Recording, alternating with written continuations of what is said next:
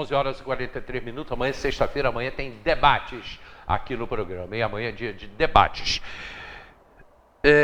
Gabi, esse momento que a gente está vivendo, e eu peguei o celular exatamente para isso, a gente, hoje, você já falou no celular, as mães, os pais, a gente larga tudo por conta do celular para os nossos filhos. Até que ponto isso está prejudicando? Isso prejudica muito, as porque nossas crianças. a gente terceiriza, a gente está terceirizando a educação dos nossos filhos para o celular. Porque o que acontece?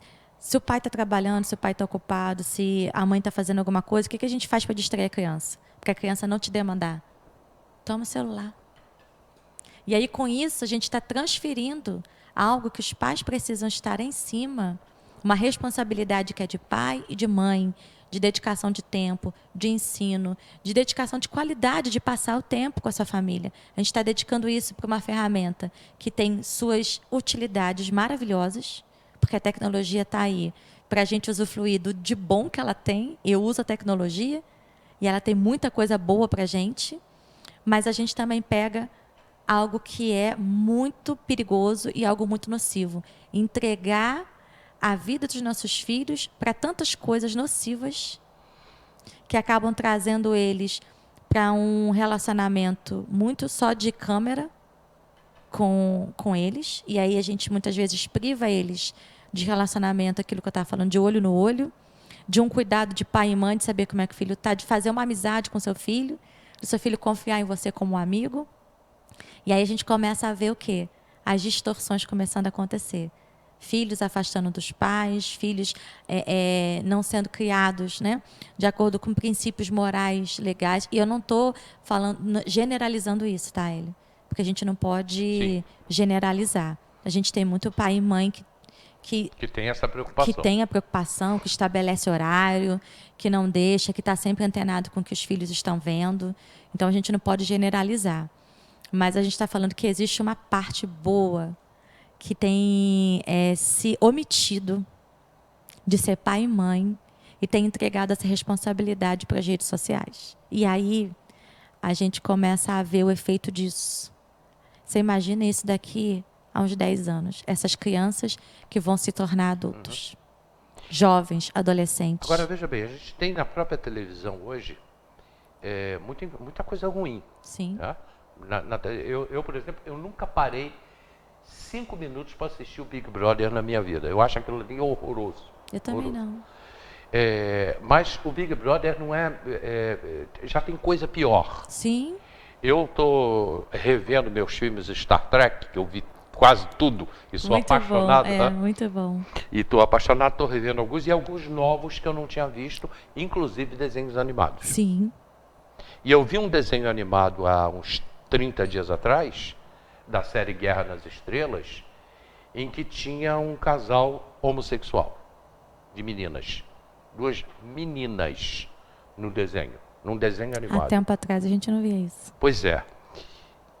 Veja bem, cada um tem o direito a fazer o que quiser da sua vida sexual, eu vejo dessa maneira, isso, não vou me meter nisso. Agora, acho que dentro de um desenho animado, que é voltado exatamente para criança, eu acho que aí já é forçar a barra. Mas você já começa a trabalhar, né? Essas coisas começam a entrar o quê? Dentro de uma criança, para ela achar que isso... Ela já crescer debaixo de uma cultura, né, onde está sendo inserido um ensinamento para ela. Começa dali. Quando a gente olha o conceito, por exemplo, de guerra, o que eles fazem? Eles pegam crianças e começam a ensinar crianças no conceito da arma. E eu estou falando de guerra, não estou falando só de guerra nas nações, não. Vamos ali para a periferia, nas favelas do Verdade? Rio. Perfeito. Tá? Vamos ali. Como que eles começam a discipular um bandido? Eles pegam o que nas famílias? Crianças. Para inserir no tráfico. Então, eu pego uma criança aí de 4, de 5 anos, eu começo ali desde pequena. Olha, toma uma arma. Olha, você vai ganhar dinheiro assim, você vai sustentar sua família assim. O que essa criança cresce entendendo? Que a única forma que ela tem para conseguir sobreviver, sustentar sua família é fazer parte do crime. Ela já cresce debaixo desse conceito, que a qualquer momento ela pode morrer, que a vida dela pode acabar ali. Ela já cresce sabendo que aquela vida que ela está escolhendo é uma forma de vida que ela vai conseguir um dinheiro, vai conseguir se sustentar, que ela vai conseguir mostrar sua força, seu poder, que às vezes vem de uma família marginalizada, vem de uma família que passa humilhação, que passa bullying. Essa própria criança já usa essa força para uma escola e fala assim, olha, vocês aí não podem fazer bullying comigo não, porque eu sou do tráfico. Eu conduzi esse nosso bate-papo para a pergunta que eu vou te fazer agora. Como pastora, inclusive, né? Mas também como mãe. O que não é o teu caso, teu filho já está encaminhado, já é adulto, enfim. Mas as nossas crianças, a mãe entrega o celular, a mãe larga a criança vendo qualquer programa de televisão, muitas vezes desenho animado. Perdão, gente. Abre a 1 para mim aí, por favor. A 2. Abre aí para mim, Gilberto, por favor. Mas essa mãe, normalmente, ela vai muito à missa, ela vai na igreja evangélica, ela participa, ela tem uma vida espiritual. Então ela vem com, olha, eu não posso cuidar do meu filho, mas Deus proverá. Existe uma parte que é nossa, que a gente não pode delegar para Deus. Existe a parte de Deus, existe a parte que é nossa. E a gente não pode omitir a responsabilidade que foi entregue nas nossas mãos. Existe um texto que fala que os filhos são herança do Senhor. Eles foram entregues para a gente com uma responsabilidade de cuidar. Então, quando eu me omito, o que eu estou fazendo? Eu estou deixando de cuidar de algo que foi entregue para mim. Existem coisas que eu, como mãe, como pai, eu preciso fazer. E se eu deixar só na mão de Deus, eu deixar meu filho sozinho aqui e não ensinar um princípio para ele, e não ensinar um texto para ele, e não envolver ele nas coisas certas, o que vai acontecer com essa criança? Então, mais uma vez, família não pode terceirizar aquilo que é a parte dela. A igreja tem a parte dela, né? A comunidade tem a parte dela, a igreja tem a parte dela. Mas às vezes as pessoas entregam o filho lá, por exemplo, numa igreja, numa missa, num culto, fala assim, aí, professor, ensina para o meu filho aí, porque eu não tenho tempo de ensinar em casa. Isso está errado. Por quê? Porque eu ensino em casa, a igreja ensina também. A igreja é um reflexo de... E aí, a igreja ensina e chega em casa, o que o pai tem que fazer? Reforçar aquilo que a igreja ensinou. É uma parceria, Hélio. É um conjunto. Porque aí a gente começa a ter crianças que são apaixonadas. Esses dias, eu estava conversando com uma mãe de 3 crianças lá que participam da comunidade. E aí ela estava me relatando que o filho dela, mais novo, estava olhando algo que eu estava fazendo em determinado momento do culto. E aí disse que ele falou assim, caraca, mãe, tu viu a pastora Gabi fazendo aquilo? Caraca, pai, como é que é isso? Eu quero fazer assim igual ela. Eu quero fazer isso igual ela. Tu viu como é que ela fez? Como é que aconteceu? Como é que é isso? Curioso de saber o que tinha acontecido naquele momento. E falando assim, eu quero fazer. Porque eles estão o tempo inteiro observando. Se eles observam a mim, que não convivo com eles todos os dias, mas observam a minha conduta no culto, observam como vai. Você imagina se eles não observam a conduta de um pai? Na forma como busca Deus, na forma como age, na forma como leva a sua vida. Nós somos o tempo inteiro observados pelas crianças. E eles vão imitar o quê? Não aquilo que eu falo, mas aquilo que eu faço. E é por isso que eu não posso terceirizar. Se eu tenho um pai e uma mãe que não tem uma vida espiritual, que busca Deus, que busca os valores de Deus, o que eles vão fazer? Eu não preciso disso. Meu pai e minha mãe não fazem. Eles só fazem aqui quando eles vêm. Mas durante o dia, durante a semana, eles não fazem. Exatamente, porque nas escolas hoje, eu acho que os nossos professores não estão mais preparados para isso. No passado, sim. Sim. Poderia até ser de uma maneira mais agressiva. Quando um professor via algum problema com o aluno, ele ia de uma maneira mais agressiva. Ah, teu filho está doente, teu filho é maluco. Quando não era. Às vezes era uma síndrome, alguma coisa assim. Mas hoje eu acho que é a displicência.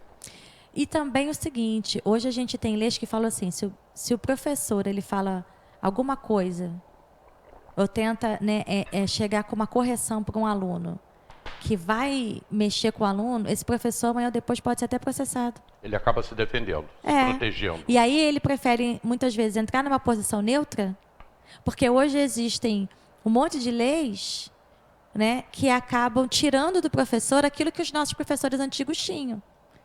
É claro que existe um equilíbrio, porque a gente também tem história de muitos professores que se aproveitaram disso. Sim. Né? E toda história tem dois lados.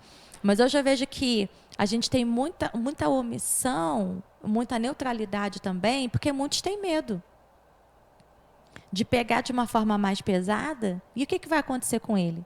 Coisas que antes não aconteceriam.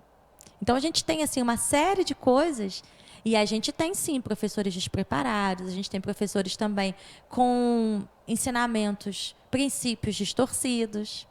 Hoje a gente tem uma série de coisas para tratar, para resolver. Mas eu vejo que muitos deles acabam assim, não é a falta de preparo, é o medo do que pode, dessa neutralidade que eles têm que ocupar hoje nas escolas. E hoje, isso é uma das preocupações da igreja. Exatamente. Você vem conduzindo assim. Vem conduzindo assim. Bom dia, meu amigo. Que bom ouvir uma mulher cheia de Deus. A cada dia amamos a vida da pastora Gabriela. Louvo a Deus por essa amiga linda que o céu colocou em nossa vida. Márcio Danilo. Nós amamos ele. Júlia, a gente vai estar junto. Tá chegando em julho. Márcio tá chegando aí. Márcio, um abraço, meu irmão. Você, Marcela e a família toda, tua filha, né? E assim, só a condução nossa, como professores de igreja, a gente vai ensinar sempre aquilo que a gente acredita que é certo. E quando a gente percebe algo diferente nas crianças que vão, porque a gente recebe crianças de todas as faixas etárias, de todas as questões sociais, qual é o nosso papel? Papai e mamãe, vamos conversar? Papai e mamãe, a gente está vendo isso errado aqui. Mas a gente não vai nunca omitir o nosso papel. A gente vai ensinar sempre aquilo que a gente acredita. Então, para a gente dentro da igreja é um pouco diferente.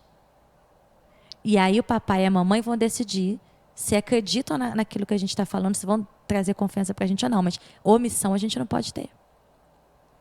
Perfeito. Como a gente está dentro do mês de Janeiro Branco, em que a gente está falando da saúde mental, por isso que eu trouxe a pastora Gabriela hoje e puxei o assunto para esse lado.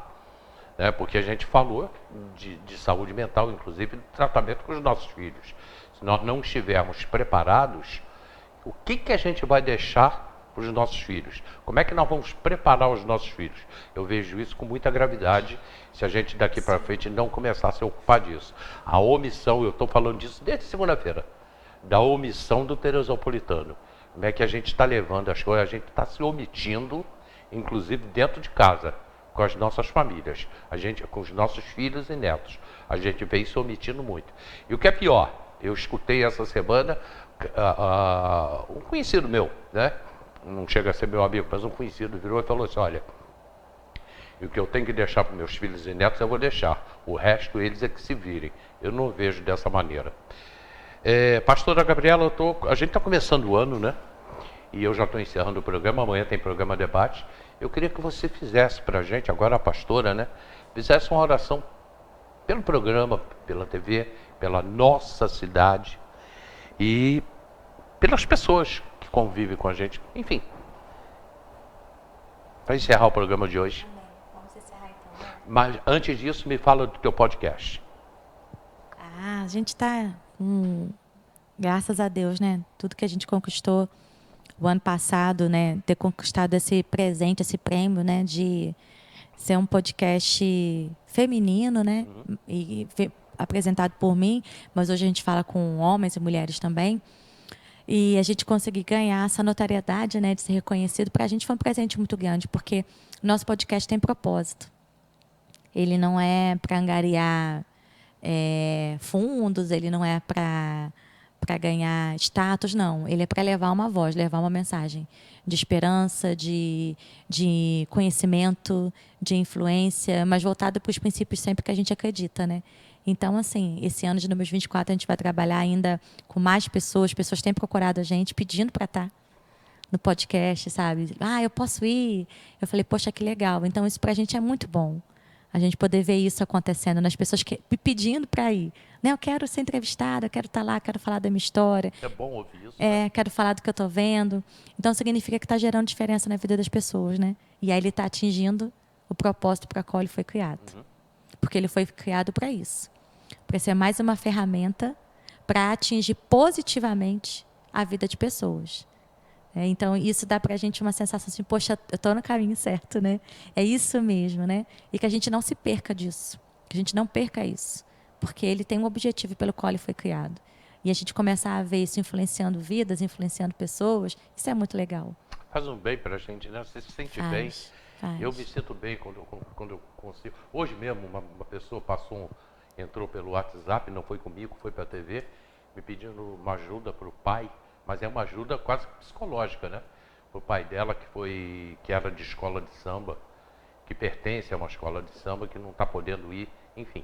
Eu já pedi, Bianca, o nome da moça, já pedi para que ela viesse me procurar aqui para a gente resolver isso. E a gente vai resolver isso. Faz um bem enorme cuidar de pessoas. E a gente continua nisso. Gabi, fecha o programa para a gente. Encerra aí. Imagem na Gabi, pode fechar nela. Pastora Gabriela fechando o programa de hoje. Amanhã tem debates às 10 da manhã.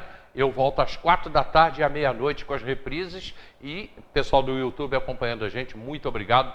Principalmente o pessoal do interior, onde a gente está atingindo bastante. Obrigado e até mais. Gabi, a pastora Gabriela encerra o programa. Amém. Então você está aí ouvindo a gente nesse tempo. Vamos estar declarando também sobre a sua vida, né? E declarando que nesse primeiro mês do ano, nesse ano de 2024, você também pode alcançar coisas novas no Senhor. Você também pode pedir a Deus para trazer paz ao seu coração e paz que excede ao entendimento. Ou seja, o que é a paz que a gente recebe quando a gente tem Deus? É aquela paz que mesmo em meio a dificuldades, mesmo em meio a problemas, você sabe que tudo vai estar nas mãos do Senhor. Todo controle vai estar nas mãos dele. E isso traz para a gente o quê? Saúde emocional. Então, eu vou estar orando por isso, por você, para que você possa receber essa paz, que ela, muitas vezes, vai ser contrária a tudo que você está passando, mas é uma paz que muda até a sua forma de ver e de enfrentar as situações. Então, vamos declarar isso. Pai, eu quero te pedir nesse primeiro mês do ano, aqui no programa do Hélio, para essa TV, que tenha aberto as portas, ó Pai, para que a Tua palavra entre, para que a Tua palavra seja divulgada, que o Senhor venha trazer sobre a vida deles cada vez mais direção, entendimento, e que eles possam colher, Senhor, os frutos de toda a abertura que eles têm dado, para que a Tua palavra possa ser levada, a Tua palavra possa ser liberada. Então, que o Senhor venha direcionar sobre a vida deles todos os planos, todos os propósitos. Mas te pedimos, Senhor, pela nossa cidade, por cada homem, cada mulher, cada família representada aqui na nossa cidade, cada pessoa, cada telespectador que está ouvindo essa entrevista, ou que está vendo, ou que vai assistir mais tarde, e que nós te pedimos é essa paz. A paz que excede a todo entendimento. A paz que nós precisamos para andar em 2024, e mesmo que a gente possa ver tantas incertezas, tantas indecisões acontecendo, nós possamos colocar diante do Senhor a nossa vida. Possamos entregar a nossa saúde emocional diante do Senhor, a nossa saúde mental diante do Senhor, a nossa saúde espiritual diante do Senhor, sabendo que o Senhor tem o controle de todas as coisas. E, Senhor, nós te pedimos que o Senhor venha trazer força, resiliência e coragem para cada um de nós, para que possamos viver a cada dia. Possamos olhar para os nossos dias e saber que o Senhor tem o controle de tudo. Por isso, Pai, eu quero declarar paz sobre a nossa cidade, paz sobre as nossas famílias. Em nome de Jesus. Amém.